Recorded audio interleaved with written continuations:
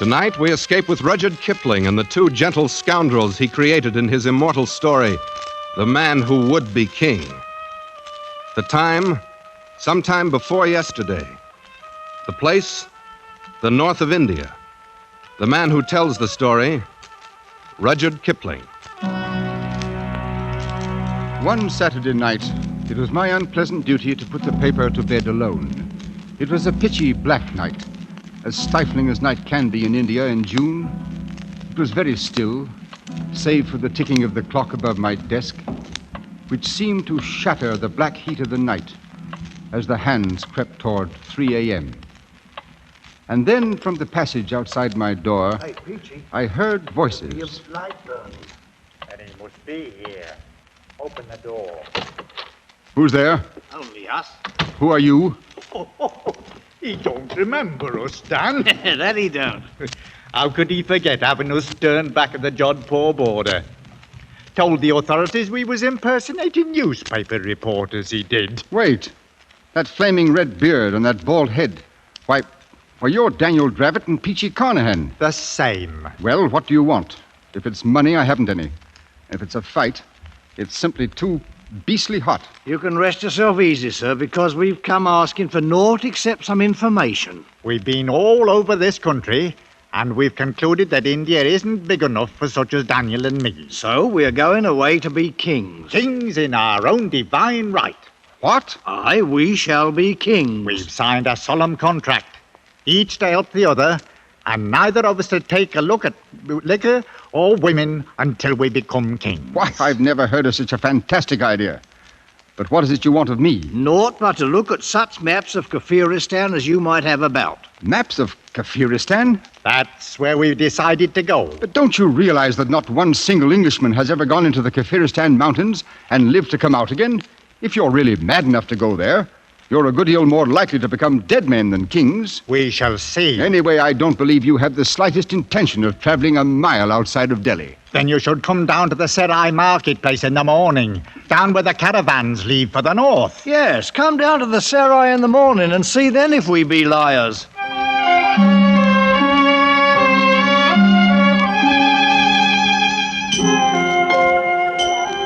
Oh, thieves, robbers, liars, the blessing of Pir Khan upon all pigs, dogs and perjurers.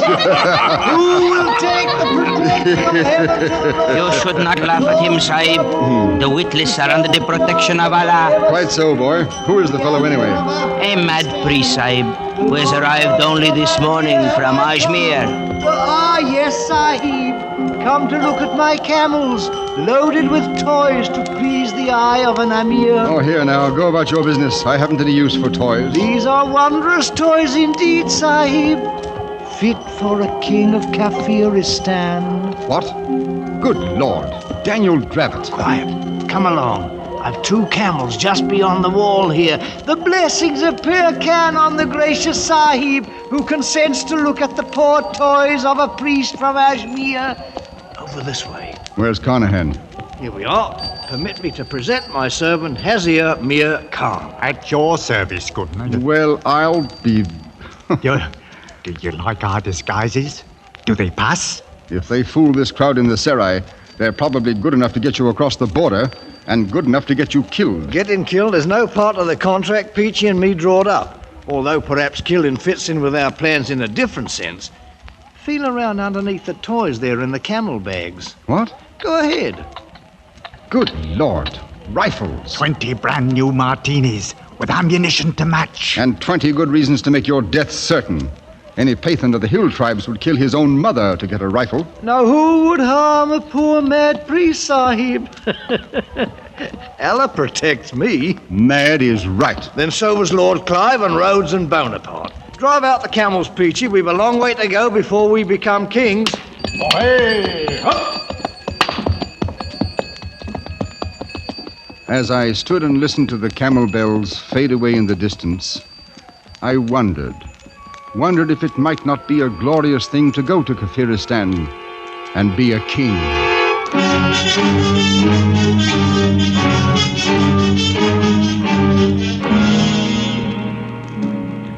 3 years pass in India much as they pass in any other land.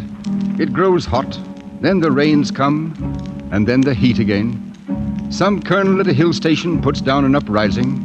A new viceroy comes out from London, and the paper duly records the death of a sultan in Rajputana, and the trees in the courtyard grow a few feet taller. Finally, time in its circle turned up another night, much like the one 3 years before. Once again, I sat alone in the office, listening to the clock and waiting for some unimportant item to come over the wire from Europe. It was long after midnight when my office door slowly opened. I say, look here, you might knock first, you know. Knock. Good Lord, man. What's wrong? You don't know who I am, do you? No, I haven't the faintest idea. But here, you'd better sit down, old fellow. You're in a bad way. Yes. Thank you. It's a whole year I've been walking.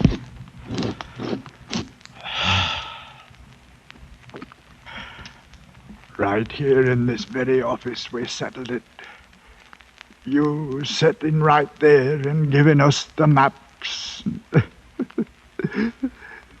You've been sitting there ever since.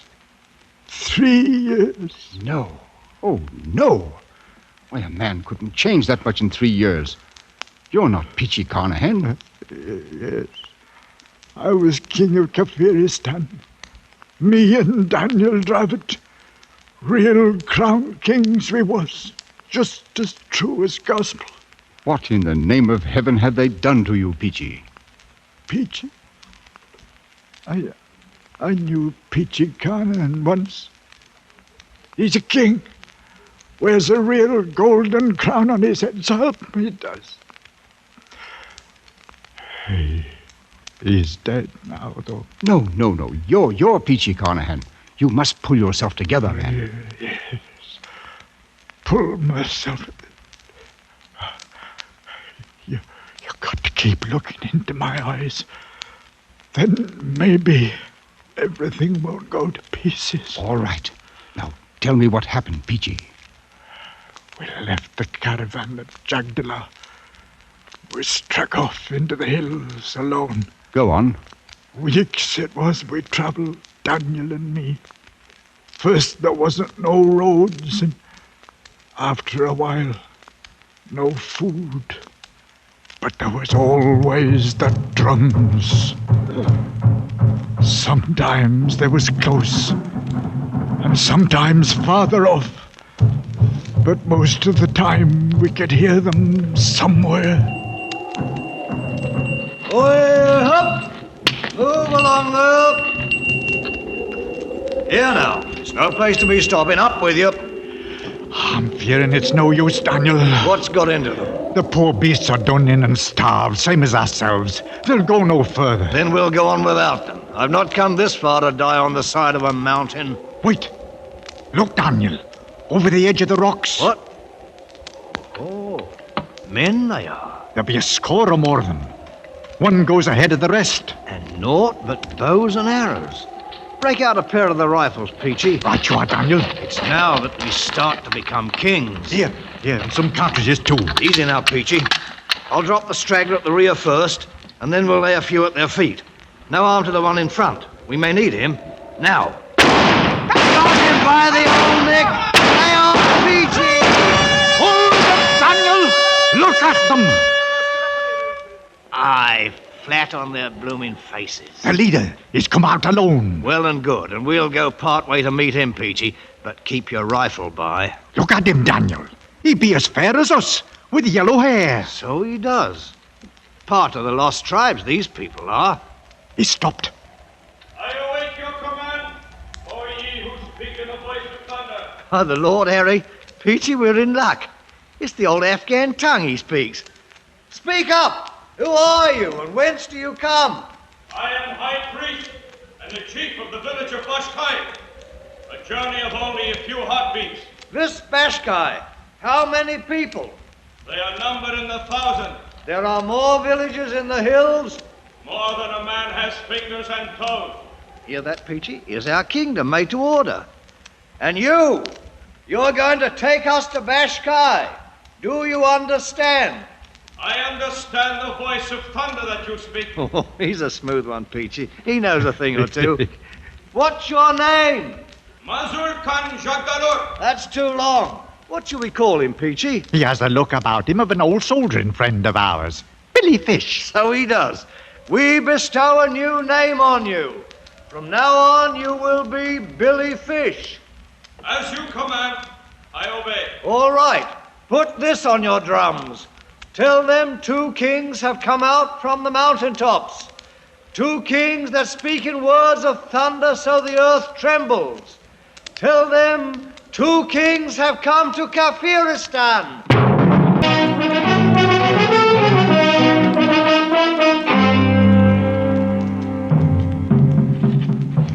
That you, Peachy? Daniel, why be you sitting here in the dark? I've been thinking. A man has to stop and think sometimes. About anything special, Daniel? Look at 'em, Peachy. Look at their blinking campfires a gleaming in the dark like the jewels in a crown. Aye, Daniel. You've done a fine job for sure. All 23 villages you joined together as one. 'Tis the army you trained to be thanked for it. 2,000 men with a fair knowledge of bearing arms. Some's a bit green at it yet. They're ours now, every man, jack, woman, and child. We own 'em, body and soul. Aye, we're kings now, Daniel. Not proper kings yet, but we will be. Sooner than you think, Peachy. How's that? Billy Fish told me something today that fair amazed me. These people know the craft. You mean they're Freemasons, Daniel? It ain't no wise possible. So help me, it's gospel true. He give me the grip and everything. It's old, the craft is, older than the memory of man. And up here in the hills, they've been preserving it all these years. Why, some of the high priests know up through the fellow craft, but they don't know the 3rd degree. See it, Peachy? They don't know the 3rd degree, but we do. Daniel, what is it you're fixing to do? We're going to be proper kings. We're going to get 'em going and coming now. I'm going to turn the whole country into one grand lodge, raise some of the priests to 3rd degree, and for me, I'll be the Grand Master of Kafiristan. Oh, but you ain't got the right to. We never been officers in no lodge. Right? What's a king got to do with asking for a right? Oh, I'm against it, Daniel. It's no good to go fooling around with the craft. Ah, you talk like an old woman. The thing'll work, I know it will. We'll make it a blooming ceremony. Regular aprons with the symbol and the marks. All of us, Peachy. The kings of Kafiristan.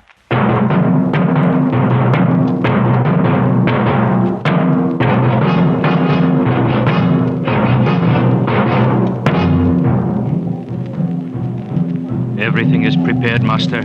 And the priests and the people wait. Well, they don't have to wait much longer, Billy. Here now, Peachy. How do you like my apron? It's a wondrous sight for fair, Daniel. Made of white ermine skin it is, and the master's mark with emeralds studded. The mark. You know the meaning of the mark? That I do. What's got into you, Billy? Not. But 'tis a thing that's passing strange, Master. Strange and rubbish. Come along now. Ready, Peachy? Right with you, Daniel. Then out we go. Onto the temple steps. We'll give 'em what for. Knock their blinking eyes out. That's what we'll do. Look at 'em, Peachy. Right down on their blooming knees and yelling their full heads off. Oh, did I good thing to be a king, Daniel. The mark! Behold! The mark! Tis a sign! The promised ones have come.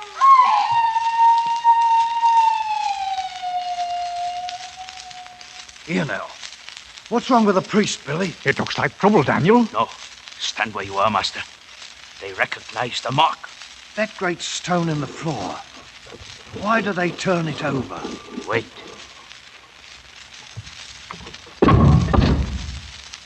It's the same! He bears the mark! The promised ones have come.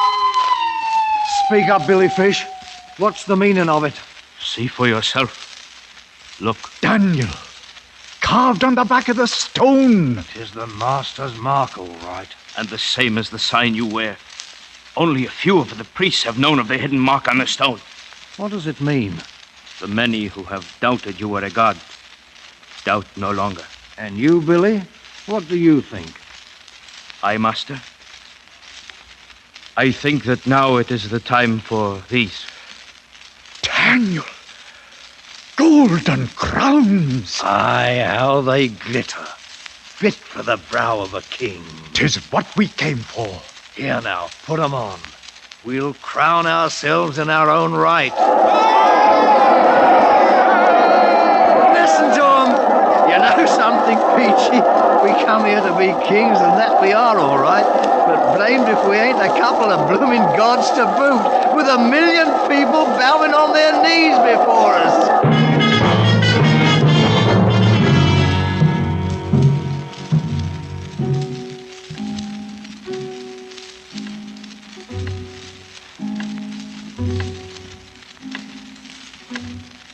Well enough, Peachy. So it was gods you became as well as kings. But then, what happened? What became of Daniel Dravot? Dravot? I knew Daniel Dravot once. He's a king now, Daniel is. Wears a golden crown. Canaan was with him. Peachy, try to pull yourself together. I'll try. Now, you became kings, you and Daniel. Kings of all Kafiristan. He was a fine figure, Daniel was, with his red head wearing that golden crown. Kept himself aloof from the people, so to speak. And when he walked before the temple, they fair crawled on their stomachs to worship him. But what happened, man? Happened? Well, I figure mostly it was winter coming on. The winds were starting up, and the clouds was blowing down from the north. Oh, it could blow beastly cold, that winter wind.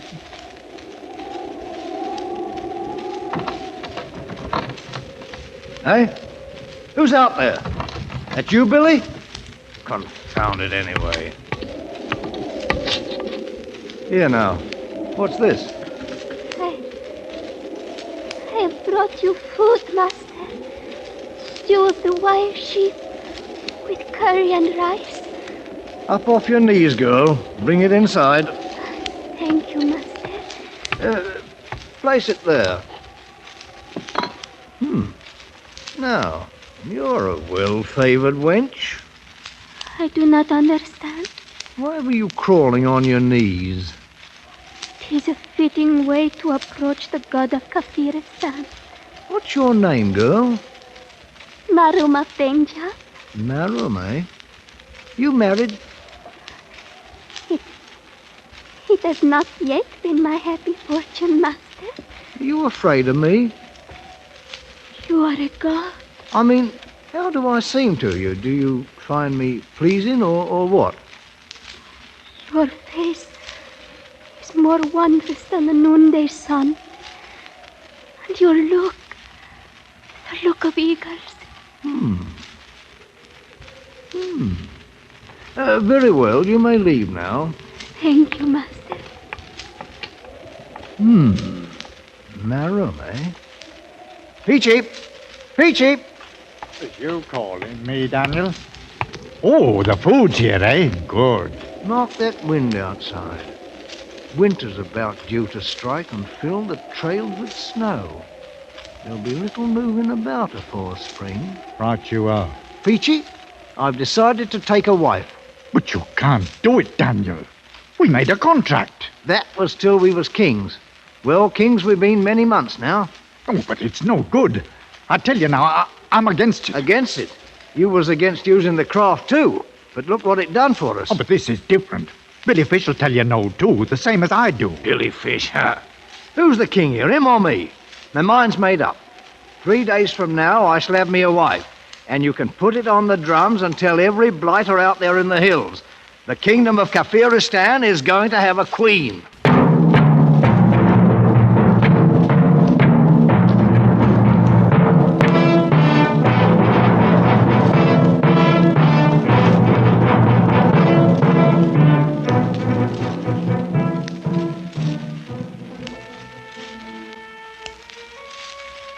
What's keeping her, Peachy? They should have brought her in here half an hour ago. I don't know, Daniel. How about you, Billy Fish? You put 'em up to stalling off deliberate like? Certain preparations must be made, Master. She's across the court with some of the priests. Maybe they're trying to hearten her up a bit, Daniel. She thinks she's going to die, you know. Die, indeed. Why, I'm only... Master, it is against the laws of heaven for a woman to marry a god. I'm not a god. I'm a man. You know that by now, Billy. No, and I should not want to think so, Master. But either way, this can mean only trouble. I beg you to reconsider. And I beg you to shut up, Billy. I'm through waiting. I'm going over there. Master, please. We got to go with him, Billy. And I'm thinking it's going to mean trouble. How many men can you depend on? No more than 20 with rifles. Most of my men are in Bashkai. Then what shall we do? We shall have to make a run for it, I fear. We might be safe in Bashkai. Come on now, you buckling fools. Bring out the girl. Well, now, that's better. Here, girl, this is no way for a bride to behave. A smile now, and give us a kiss. Oh! The wench has bitten me. Blood, Master. Don't let them see the blood. Look! See the blood! He's not a god or a devil, but only a man! Here, blasted, what is this rot? Master, it is too late. Mark, Daniel, they're coming with knives. They can't do this. I'm the king. We've got to run for it, Master. Oh, come on, Daniel, come on.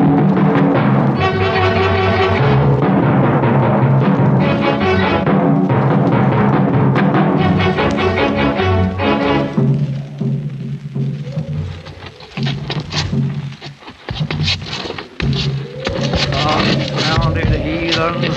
I'll come back and beat their blasted heads in. That's what I'll do. Oh, Daniel, we'll be back all right. How much further, Billy? Only a short way beyond this ridge, Master. Well, so far, so good. At last, them blooming drums are stopped. We're at the top, Daniel. A right good climb it's been. Oh, wait. Look. It seems the drums have come before us, Master. Cut off. No less than 1,000 of them standing there quiet-like, with them wicked long knives in their hands. There'll be no getting past them, Daniel. No, we are done for. Go back, Billy Fish, and take your men away with you. Go with him, Peachy. It's me they want. I did it. Me, the king. No, Dan. I'm sticking with you. Billy Fish, you clear out. I am your friend. I stay with you. You're a good man, Billy. They be coming now, Daniel. Peachy. Forget it, Daniel. I forgive you freely and fully. Then let them come. There'll be one thing they can't change, Peachy. We've been kings. Kings in our own right. Kings of all Kafiristan. I sliced open poor Billy Fish like a bloomin' Ellen they did. There in the snow and the rocks. Good Lord, man. But you, Peachy, you got away from them. Like nowhere did I get away from 'em. They had us for fair, all right. Strung me out on a tree. Drove nails right through my hands, they did. See? But I fooled 'em all right. 'Cause morning came, I wasn't nowise dead. And then I made them think I'd lost my senses. They was afraid to harm me because I was protected by Allah. They cut me down then, and after a while, they let me go. You poor devil. But what of Drabbit? What happened to Daniel? Daniel's a king. He wears a golden crown. But now, what happened to him? He's never left me. All them long months walking on the road back, he kept me safe. The mountains, they danced at night. But Daniel held up his hands, and Peachy came along, bent double. I never let go of Daniel's hand, nor Daniel's head that they gave me in the temple as a present is with me now, here, in this bundle. You knew old Daniel, sir. Him that was a monarch once. Look at him now.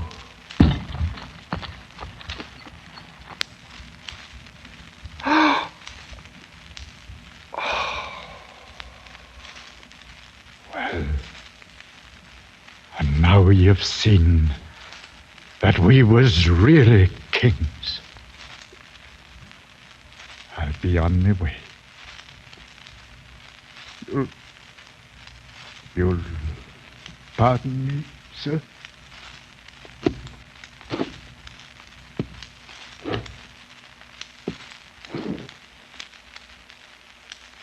I let him go.